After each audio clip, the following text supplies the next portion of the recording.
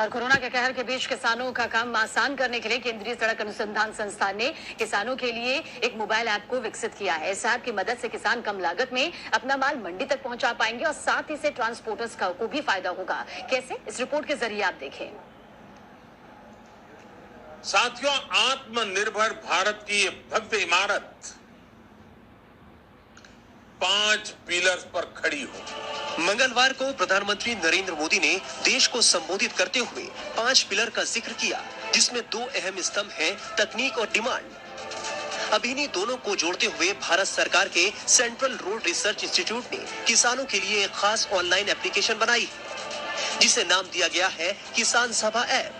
ये वो ऐप है जिसके जरिए किसान कोरोना संक्रमण के वक्त खाली जा रहे ट्रकों से मुनाफा कमा सकते हैं। इस ऐप के जरिए देश के दूर दराज इलाकों के किसान सप्लाई चेन और ट्रांसपोर्ट की सुविधा से जुड़ सकते हैं। साथ ही किसान सभी एप्लीकेशन से किसानों की फसल की बिक्री और खाद बीज खरीदने जैसी समस्या का समाधान भी निकाल सकते हैं। जो ट्रक खाली चलते हैं उनमें माल या फसल को पहुंचा सकते हैं किसान उस मंडी में जो करीब भी हो और जो ज्यादा अच्छा दाम भी दे। साथ में वेयर हाउस को, रेफ्रिजरेटर ट्रक्स को भी इंक्लूड किया गया है।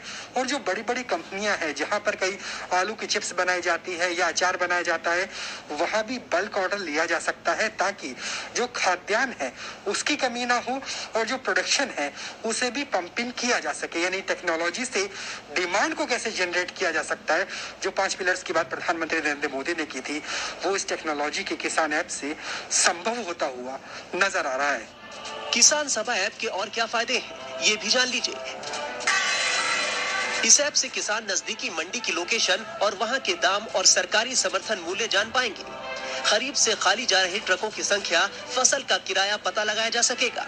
ऑनलाइन टैक्सी की तरह किसान ट्रकों को सिलेक्ट कर सकते हैं, जैसे उन्हें छोटा ट्रक चाहिए या बड़ा, रेफ्रिजरेटर वाला ट्रक चाहिए या कंटेनर वाला।